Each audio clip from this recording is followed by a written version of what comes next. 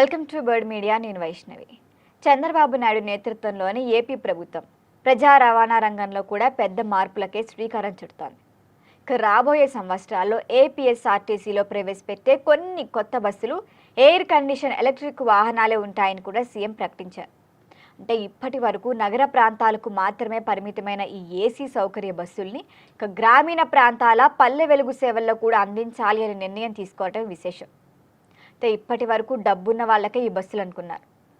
పేదలు కూడా గౌరవంగా ప్రయాణించాలి అనే భావనతోనే ఈ నిర్ణయం తీసుకున్నామని కూడా కూటమి ప్రభుత్వం స్పష్టం చేసింది.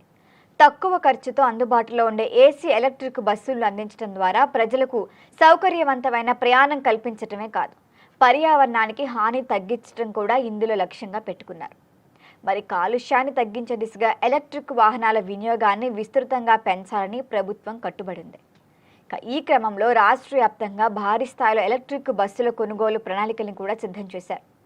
ఇప్పటి వరకు 1000కి పైగా ఈవీ బస్సులను కొనుగోలు చేద్దామని ప్రభుత్వం నిర్ణయించుకుంది.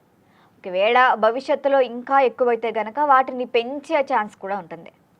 మరి ఈ చర్యలతో ప్రజా రవాణా వ్యవస్థ మరింత ఆధునికంగా మారడంతో పాటు ఇంధన వ్యయాలు కూడా ప్రభుత్వానికి తగ్గే ఛాన్స్ ఉంటుంది. మరి ఇంకా ముఖ్యంగా ఎలక్ట్రిక్ వాహనాల వినియోగాన్ని గనక మనం పెంచుకుంటే పొల్యూషన్ కూడా కంట్రోల్ అవుతుంది. వీటి వినియోగాన్ని ప్రోత్సహించేందుకు రాష్ట్రంలో 5000కు పైగా ఛార్జింగ్ స్టేషన్లు కూడా ఏర్పాటు చేయాలని ఇప్పటికే వాటిపైన బ్లూ ప్రింట్ కూడా చేస్తున్నారు. ప్రస్తుతంగా ఉన్న చూస్తే సుమారు 1000 ఛార్జింగ్ పాయింట్లు ఉన్నాయి ఏపీలో. కొత్తగా వాటికి తోడు పట్టణాలు, గ్రామాలు, జాతీయ రహదారులు, పెట్రోల్ బంకులు, హోటళ్లు వంటి కీలక ప్రదేశాల్లో కూడా ఈ సదుపాయాలు విస్తరించబోతున్నారు.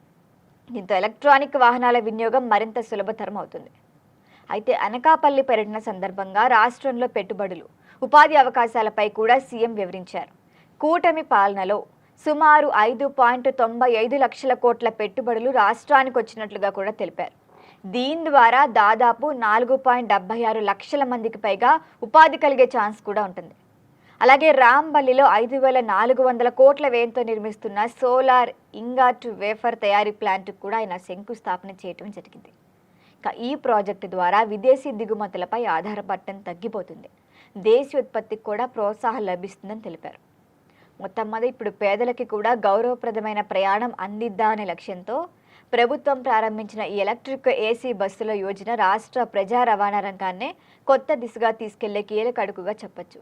మరి సౌకర్యం, పర్యావరణ రక్షణ కూడా ఇందులో ఇంక్లూడ్ అయి ఉంటుంది.